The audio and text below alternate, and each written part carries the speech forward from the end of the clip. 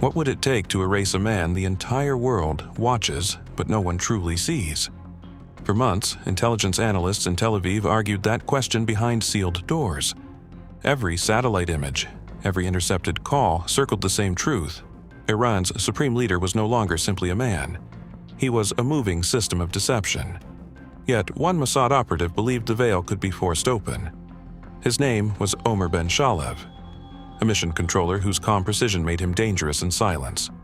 Omer's file described him as patient, unnervingly patient, but 3 years without a field success had begun to tighten around his neck.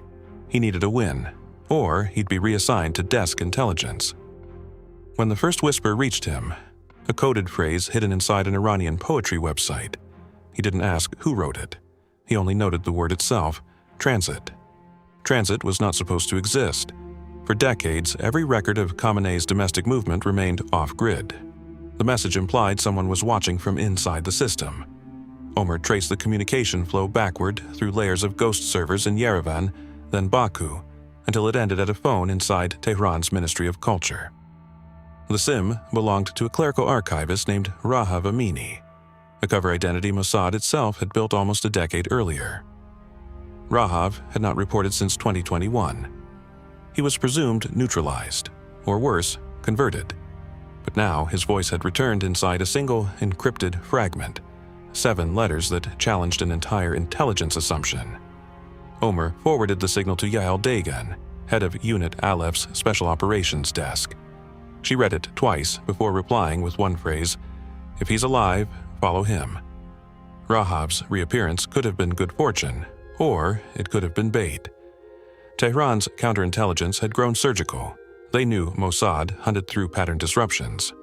Dropping a ghosted asset back into digital space was exactly the kind of snare they would deploy. Still, Omer couldn't ignore it. What if transit meant a breach inside Khamenei's travel protocols? What if the unseeable finally had a traceable path?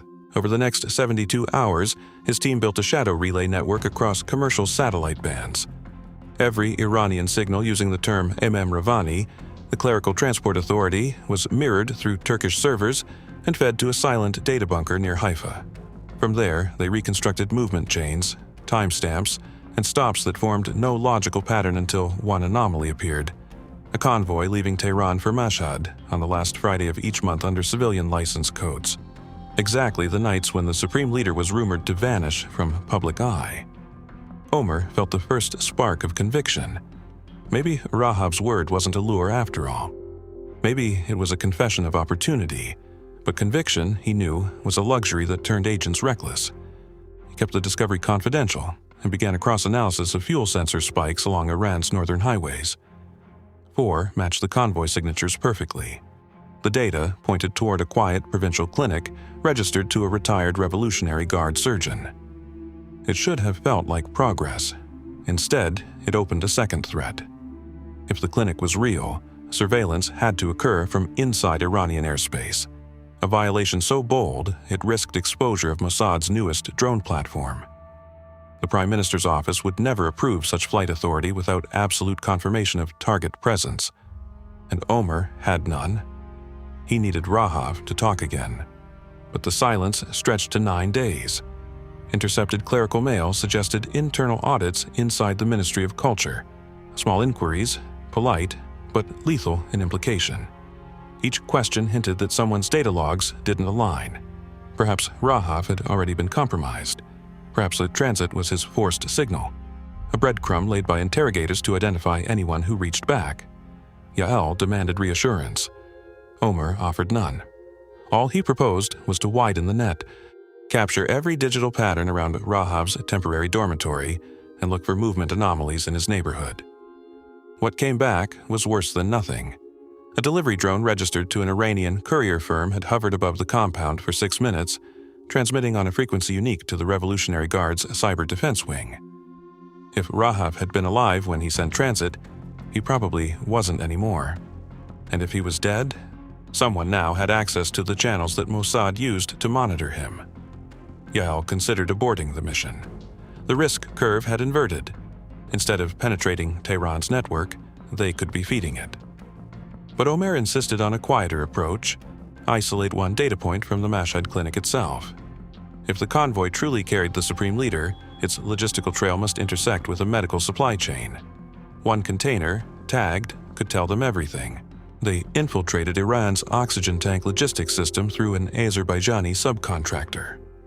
A remote digital watermark was inserted into the cylinder barcodes routing from Tehran to Mashhad.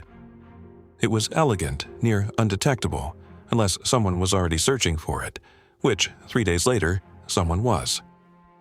The watermark pinged back a countertrace, an Iranian digital phantom following their code in reverse. For 6 hours, Cyber Command tried deleting their footprints, but the phantom mirrored each erasure instantly, as if anticipating the moves ahead of time. Someone, somewhere, understood the structure of Operation Cedar Glass. Omer felt the pressure crawl behind his ribs. Either Rahab had broken under interrogation and revealed the system, or Mossad was facing a new level of Iranian AI defense. Inside the control room, Yael asked the question no one wanted to confront. What if transit did not refer to a physical movement at all? What if it was a change in data flow, not bodies? Their entire premise rested on the assumption that the Supreme Leader traveled. What if instead the state had built a decoy algorithm that appeared to move him? That possibility rewired the stakes. If the convoy was merely digital camouflage, then every satellite cycle and every drone pass risked exposure for nothing. Yet, if they stopped, and the movements were real, they might lose the only window in years. Omer stood between those truths, the one built of noise, the other of silence. He remembered his last face-to-face with Rahab before the agent went dark. The man had mentioned something cryptic about the nature of belief, how even the unseen must move to prove it's alive. At the time, Omer had taken it as metaphor. Now it sounded like instruction. He ordered the team to continue tracing despite the risk. A single frequency spike from the Mashhad clinic resonated at 41.9 GHz, a signature used in short-range biometric data transfers. Someone inside that compound was broadcasting encrypted human pattern metrics. It could mean medical imaging. It could mean body double modeling. Either way, it was not random. Yael demanded evidence before escalation, but the internal politics of Unit 11 had already shifted. The Directorate's Oversight Division was asking whether Omer's obsession with Rahab had become personal rather than operational. Was he pursuing proof or redemption? His colleagues whispered that he wanted to correct a past failure, an operation in Damascus that collapsed because he trusted the wrong local source. The rumor reached him quietly, yet it changed the tone in the room. Every suggestion he now made carried the shadow of doubt.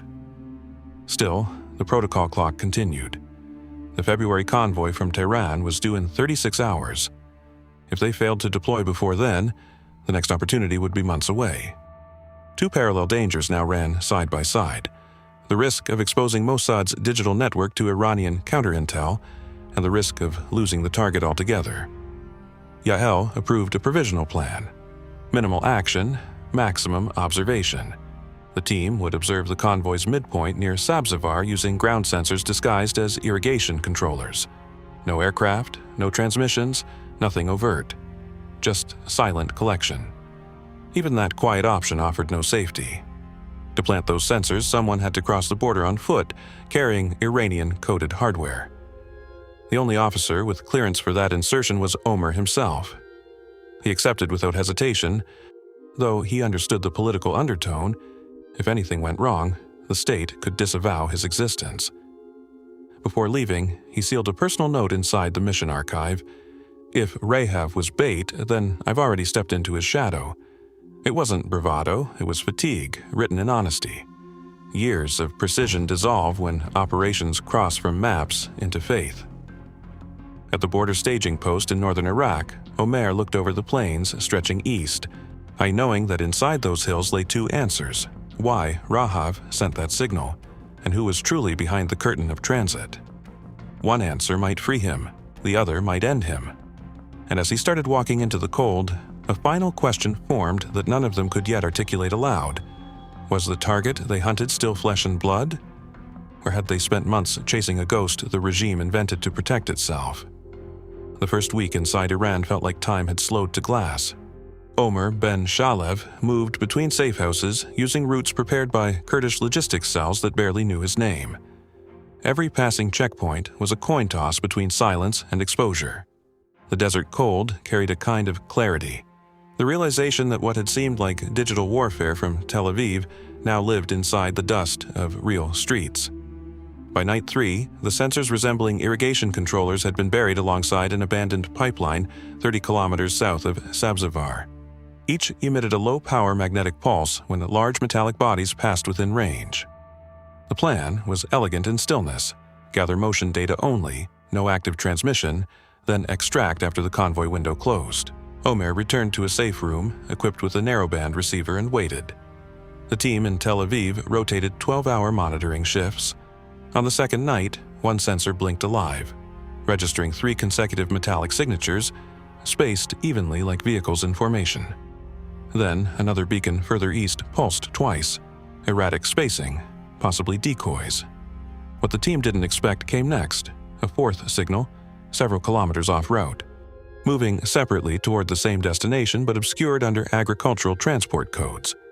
Its electromagnetic profile was distinct. The lead vehicle carried heavy cooling units.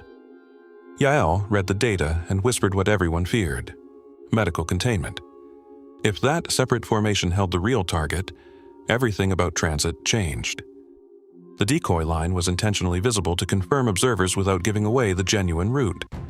That wasn't unusual, but the scale of the misdirection was. Someone had designed a self-replicating convoy, a mirage network where every layer authenticated the other. In headquarters, briefing notes, it was called counter-spectre mapping, a system Tehran had allegedly been testing to confuse autonomous drones. No photograph existed, no intercept detail, only ghost algorithms that produced overlapping travel signatures so that every convoy looked real. Omer realized the flaw in his earlier deduction. They had assumed irregularity meant weakness, that gaps in Rahab's transmitted schedules were signs of human interference. But now it appeared deliberate. Rahab might have been inserting those discrepancies to warn them the data itself was weaponized. The intel value of transit began to collapse under its own design. Every movement could be both truth and decoy. Every silence could hide activity or nothing. The mission was continuing, but the relationship between source and signal no longer made sense. When morning came, Yael convened a crisis call with counter-intel analysts. The question wasn't whether to proceed, it was whether they had already compromised an entire platform of Mossad's clandestine relay networks. If Tehran's spectre mapping had traced back one of the mirrored signals, Mossad's operational encryption, codenamed Blue Harbor, could be exposed. Omer listened to the analysts argue in low tones that carried across the encrypted channel. If Blue Harbor fell, every deep cover operative across the region could be unmasked within days. The simplest safety procedure would be to end Cedar Glass immediately and scrub its memory logs. He knew Yael was seconds from giving that order, so he made a gamble.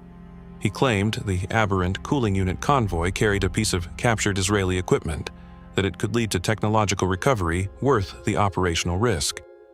It wasn't true, but it bought him one more window to verify Rahab's intention. In the silent hours after the call ended, uncertainty pressed harder than fear. The device on his lap flashed quietly, rerouting through spoofed geodata. Somewhere in that static was Rahab. Omer had started surviving on patterns of doubt, reading noise as hints, flickers as confession. By the 4th day, a message finally reached his terminal. A single verse from Saadi's Gulistan: when the mirror is clean, all flaws become visible. No coordinates, no confirmation. Yet to Omer, it meant something direct.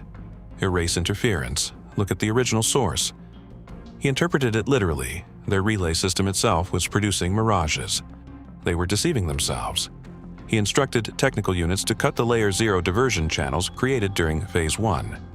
Those channels had generated false satellite echoes to mask surveillance drones. Now they risked blinding their own feed. The shutdown was scheduled for midnight. At 1:20 a.m., the Tehran relay dropped offline exactly as planned. 20 minutes later, every sensor across Sabzavar went dead. For a moment, the team thought it was side effect latency. Then, one of the field antennas in northern Iraq detected massive burst traffic directed toward known Mossad EP ranges, an Iranian cybersweep hunting for the very signatures Layer 0 had been concealing. In removing the veil, Omer had exposed their own eyes. The feed stayed dark for 16 hours. During that silence, no one knew what Rahab's status was, whether he'd anticipated the move or been consumed by it. The internal chat logs captured a slow-burning argument between Yael and mission analysts. Had Omer acted out of strategic reasoning or desperation? Yael's tone shifted from trust to frustration. Our entire optical array could be compromised because one man misread poetry, she said. The line held, but the words anchored. For the first time, Omer realized he might soon become the liability his own team would disavow. 3 days later, the fragments of reassured communication appeared through auxiliary networks. Satellite imagery of the Mashhad clinic showed typical traffic, no heavy security presence, no visible convoy residue, as if nothing had passed. If that was true, the Supreme Leader had either traveled unnoticed or the reports themselves were manipulated. Both possibilities meant failure. Then, as if planned by irony, Rahab resurfaced again. This time through an exploited educational server in Tabriz. The file header contained medical logistics numbers dated 2 weeks ahead. It outlined shipments of oxygen tanks destined for Mashhad Provincial Hospital under a false maintenance request. Within each serial chain was a subtle pattern, digital watermarking identical to Mossad's own counterfeit barcodes. Yael's screen froze on those figures. The pattern was theirs, but no one in Tel Aviv had authorized it. Someone was replicating Mossad's internal forgeries. Their secrecy was no longer secrecy. It had become an infiltrated language. What followed was chaos wrapped in silence. Every line of communication became suspect. Every patch of data tested and retested through offline devices. The internal audit consumed 48 hours. When the dust settled, they confirmed the unthinkable. Tehran was feeding Mossad's mirrored code back to them through Rahab's identity. That realization broke the operation wide open. Phase 1's core assumption, that Rahab was transmitting intelligence from within, was false. He either operated under capture, or his network had been hijacked and automated using predictive modeling of his communication style. The enemy wasn't just reading them, it was simulating their own source. The revelation hit Yael harder than the potential loss of cover assets. For months, she had defended Omer's singular trust in Rahab to senior command. Now that trust threatened to destroy her unit's credibility. Internal review deadlines loomed. If they couldn't prove a viable objective, Cedar Glass would be terminated, and its personnel rotated into lower-tier divisions, a quiet institutional burial. Omer, sleep-deprived and unwilling to surrender, replayed Rahab's earlier communications. There was one anomaly. The earliest transit signal had been sent not from Tehran, but from Mashhad itself, 3 days before the recording signature of Rahab's last login at the Ministry of Culture. If he was controlled, that timing made no sense. Unless, and the idea came slowly, the captivity narrative itself was staged. What if Rahab had intentionally seeded false capture indicators to force Mossad to create the mirror relay network? What if his real plan was to use their infrastructure to extract something far larger than a location, to pull out an entire data set buried inside Iran's own biometric systems?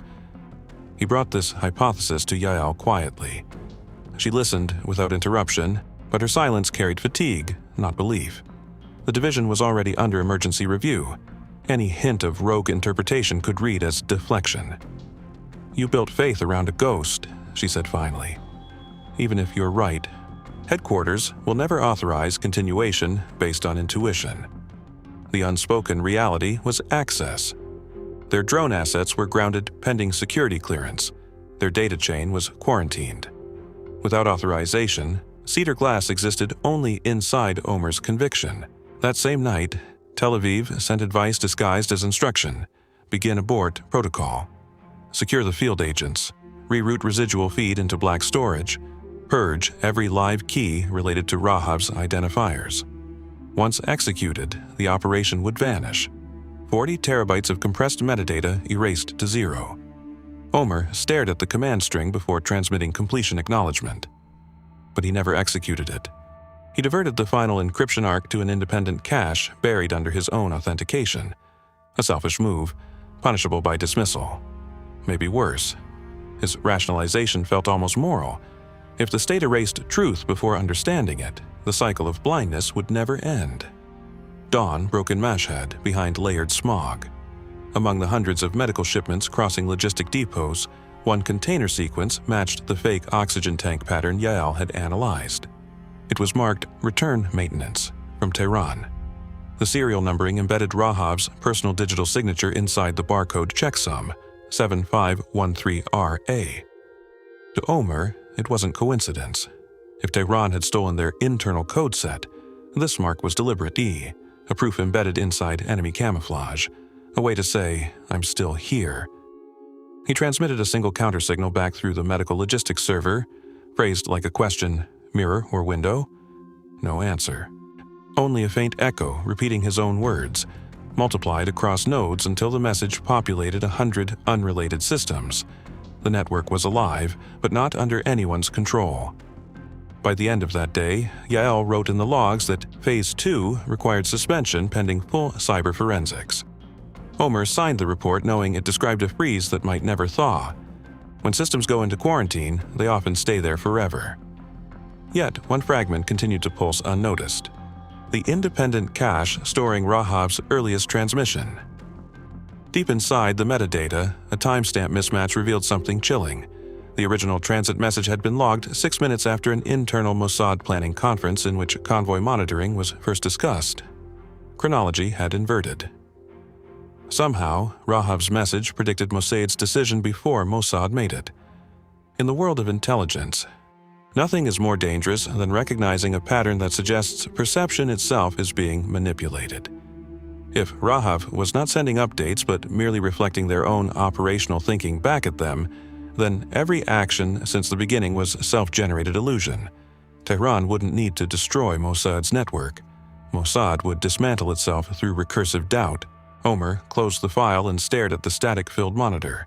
The mission, the data, the man he trusted, all of it could be architecture built on reflections. In Tel Aviv, the abort order was pending final authorization. In Mashhad, a single untagged convoy prepared to depart the clinic perimeter, destination unknown. Omer didn't know which image he was watching anymore, the real world, or the echo designed to keep him believing it still existed. And somewhere, carried by the hum of a frequency no one could yet trace, Rahab's unwritten answer seemed to drift through the noise. Not confirmation, not denial, just an emptiness that felt like waiting. Rain fell in Mashhad the night the convoy reappeared. Thin, needled drops that erased thermal outlines and drowned the sound of engines. Every window reflected moving shadows, none distinct enough to identify. Omer Ben Shalev crouched inside an abandoned dairy warehouse overlooking the depot road. The receiver on his knee pulsed once every minute, weak but alive. The sensors buried near Subzivar had awakened again, the mirage network still responding even after quarantine. Tel Aviv headquarters didn't know he was here. Officially, Cedar Glass was dormant. The abort code had been filed, and Yael Dagan's final report marked operation suspended. She believed he'd returned through Kurdish extraction corridors 3 days earlier. Omer had indeed crossed the border, but only long enough to switch digital identities, then re-entered using a merchant's manifest. He told himself it wasn't defiance. It was continuity. Someone had to finish the question Rahab started. The warehouse smelled of ammonia and dust. Through its rusted shutters, he watched the street where refrigerated trucks queued under dim yellow light. Each bore identical stenciled script. The words, Medical Oxygen Service. Each could be carrying medicine, or human cargo. He tuned his narrowband set to the spectral notch Rahab once used. Nothing. Then, faint interference, rhythmic, repetitive. A heartbeat pattern in binary, looping 32 times per cycle. It translated into coordinates he recognized, the Mashhad clinic's rear gate. He should have called Yael.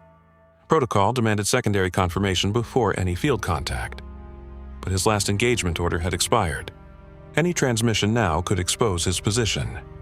He made a silent choice, follow the signal, confirm what moved behind those gates, and only then decide whether Cedar Glass truly deserved burial. The first mistake began with timing. He waited for convoy rotation at midnight, assuming shift changes would thin the guard perimeter. But the Iranians had reversed schedules in anticipation of drone windows. When he crossed the drainage canal, 3 security lights blinked on, not off. He froze against the concrete wall, breathing into his sleeve. Minutes passed before a maintenance truck turned the corner, headlights sweeping the area. The driver glanced once and moved on.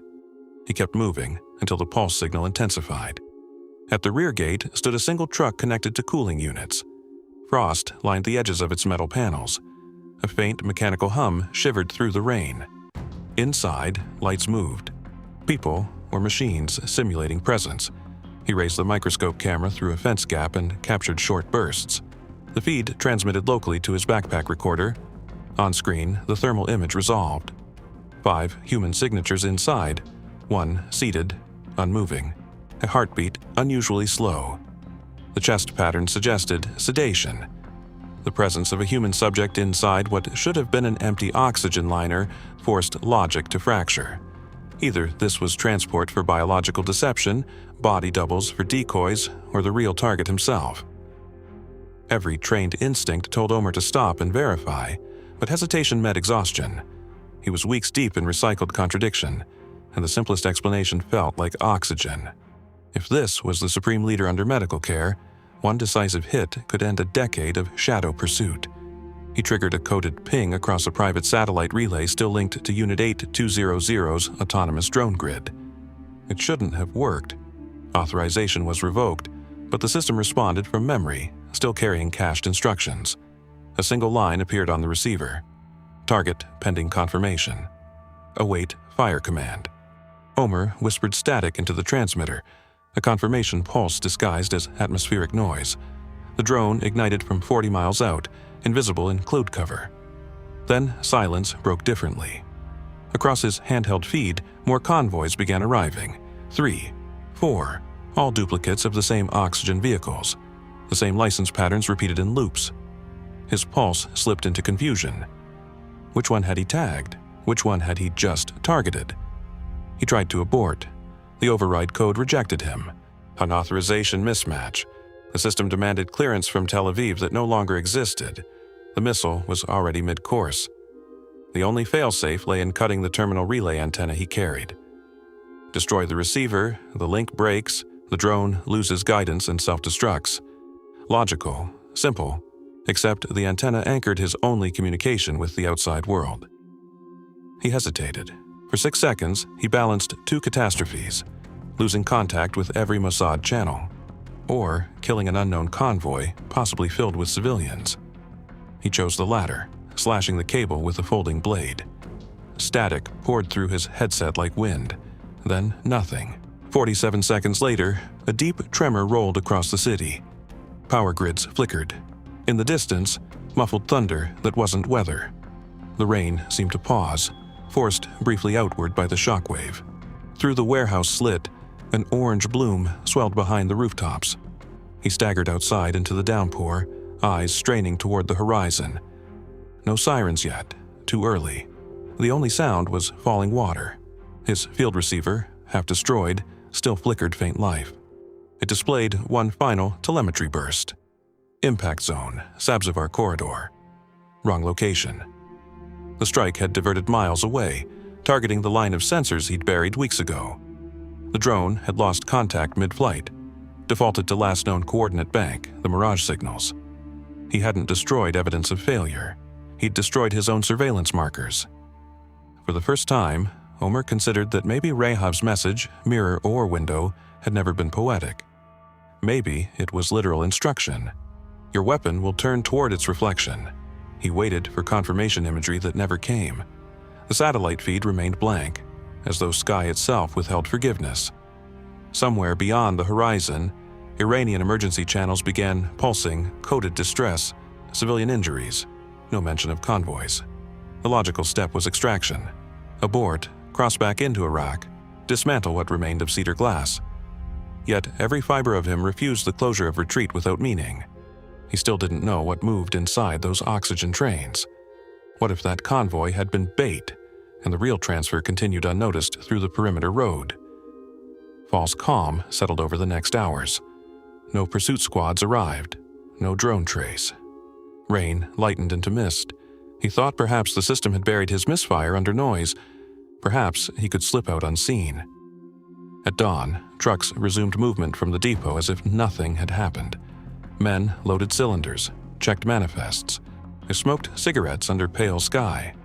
The normalcy felt staged, like an afterimage built to conceal damage. He advanced cautiously to a vantage point above the road. Through magnification, each truck bore new stenciling, return maintenance, Tehran, the exact label from Rahab's final code. They had reversed the routes overnight. His explosion far west had drawn attention away. The true convoy now rolled east unguarded. His failure had manufactured opportunity. He transmitted a manual ping toward Unit 8200, forgetting that the antenna lay in pieces. Only an echo returned, looping unintelligible code. He ran the numbers manually, correlating with convoy velocity. The path would reach the desert bottleneck within an hour, the only stretch vulnerable enough for remote interception. Without satellite guidance, he had one choice left: field assault at range using proximity detonation charges meant for demolition, not warfare. The risk was obscene. The charges lacked precision. Missing the main trailer could turn the desert into a civilian grave. But hesitation had already cost him once. He loaded 3 units into an unmarked jeep, following the faint convoy dust trail under rising heat. As the first truck crested the horizon, fatigue wrapped clarity. He aligned sights, adjusted for crosswind, thumb over remote trigger, then stopped. The driver's door swung open. A young Iranian medic stepped down, adjusting his scarf, waving others forward. The convoy wasn't guarded at all. These were humanitarian workers delivering medical tanks to field hospitals, assisting earthquake victims near Neyshabur. His throat closed.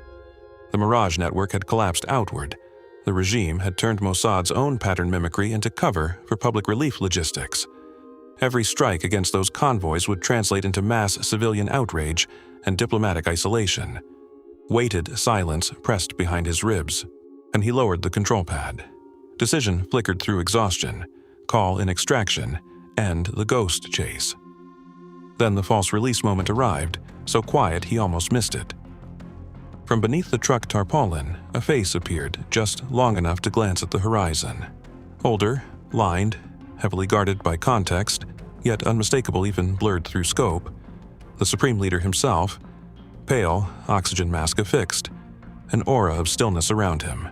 For an instant, Omer believed hallucination had taken him, but the physiological markers, the trembling attendants, the escorting physicians told another story. The convoy wasn't humanitarian, it hid beneath one. His pulse steadied. He raised the detonator again. One squeeze, and everything ended. But a new convoy now intersected from the opposite side of the valley. Identical markings, same personnel, same oxygen tanks. Which was real, which carried flesh, and which projection? Rain began again unexpectedly, cloaking sensors, muting distance. Radio static filled frequencies. The world narrowed to 2 identical images mirrored across haze. The mirage network had returned, alive, multiplying at the moment of decision. He felt the old doubt surge. Every rule of intelligence warned against shooting blind. Yet behind him, the horizon brightened. Maybe dawn, maybe fire. His receiver blinked a final signal of external override. Mission control reconnected, and awaiting confirmation. Yahel's voice, faint but real, crossed the static. "Stand down, Omer. Do not engage." "Repeat, do not engage. You're inside our own reflection field. We're reading double signatures." He froze. The override meant headquarters had reactivated Cedar Glass secretly, tracing residual code from his earlier signals. If they now saw dual reflections, he stood within the distortion he had created. Any strike could echo back into their own system. For 10 slow seconds, he stared at both convoys moving parallel under the same light, perfectly synchronized, as if rehearsed. One line of machines, one line of simulations, and between them the space where belief replaced certainty. He lowered the detonator. Rain swallowed the horizon again. Behind his eyes flickered one last image, Rahab's incomplete sentence from months ago. Even the unseen must move to prove it's alive. He realized then that belief itself had become movement. That was enough for those in the dark to keep chasing ghosts forever. No more orders followed. The convoys vanished into the wet light, leaving only tire imprints in sand that the wind soon erased. And in that moment between command and silence, Omer understood the operation might never end nor succeed. It would simply continue, feeding on the misjudgments of those who believed they were controlling it. He waited for the next signal, wondering whether it would come from his own hand or from the reflection watching him through the rain. The convoy disappeared into the desert haze, leaving only fractured telemetry trails behind. The frequency Omer had used to communicate with headquarters flattened into silence. He waited for further instructions for 12 hours before realizing none were coming. Somewhere inside the classified channels of Tel Aviv, his mission file had already been merged with a new header. Decommission Protocol, Cedar Glass. Rain hardened, erasing tire marks from the sand. When he finally heard vehicles approaching from the highway, he assumed recovery units were arriving to extract him. They weren't. 3 Iranian pickup trucks slowed, lights dim, carrying men in civilian clothing who ignored him entirely and walked toward the point where the convoy had vanished. They didn't look like security. They looked like technicians documenting something absent. He stayed hidden until they left, then approached the site. The ground was undisturbed, yet his handheld sensors glowed with radiation scatter. Tiny signatures from microtransmitters. The realization came hollow and slow. The Mirage network hadn't ended in that valley. It had absorbed his own tracking devices and reincorporated them into Tehran's mapping grid. The enemy now moved using Mossad's architecture. By the time Omer reached the safe route west, the radio channels were full of noise references. Foreign currencies spiking in black markets, regional cyber grids slowing under inspection. Collateral consequences already unfolding while nobody understood their connection. He crossed the border 3 days later using forged customs papers marked for Kurdish logistics. When the extraction van reached Erbil, the reception officer handed him a sealed envelope. Inside was a one-sentence memo from Unit 11's classification office, standby, inquiry pending. There was no recognition of his months in the field, no questions, no relief. The wording was bureaucratic neutrality, but the subtext was clear. A disciplinary audit loomed.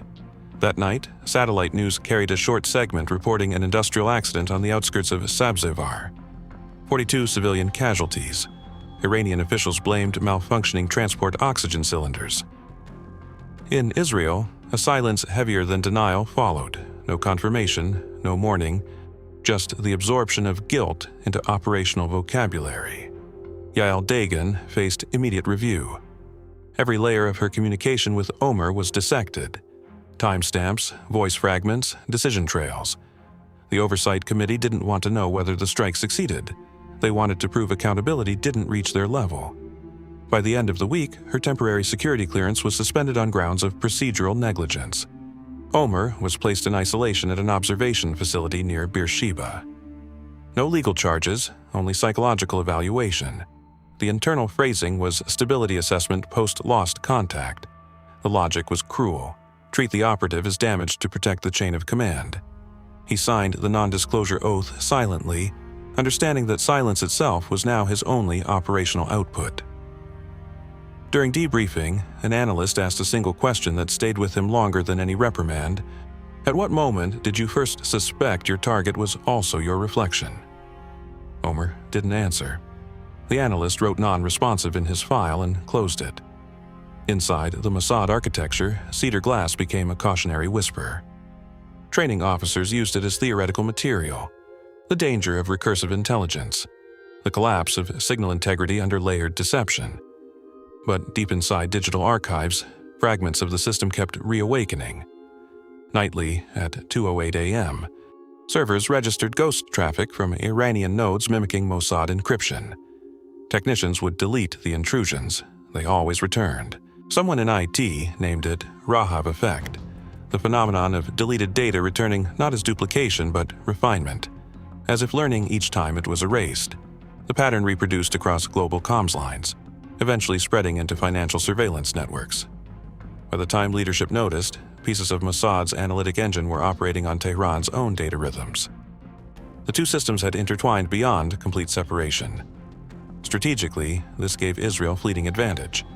Predictive access to Iranian logistics longer than any previous breach. But it carried hidden cost. The same feed that gave Mossad insight shared their operational tempo in return. Within 2 years, Both sides began anticipating each other's countermoves with unnatural precision, like mirrors responding before the other moved. Analysts described it as mutual horizon fixation, a strategic blindness where two adversaries stare at each other's projections until they cannot distinguish their own. No algorithm could solve it because the error wasn't mathematical. It was human. Yael attempted to raise the alarm internally. She argued that Cedar Glass had rewritten Mossad's command psychology, that analysis now mimicked adversarial logic instead of opposing it. The Directorate declined her requests for oral testimony. Her resignation letter, sent to an encrypted administrative inbox, was never acknowledged. In Tehran, parallel consequences unfolded.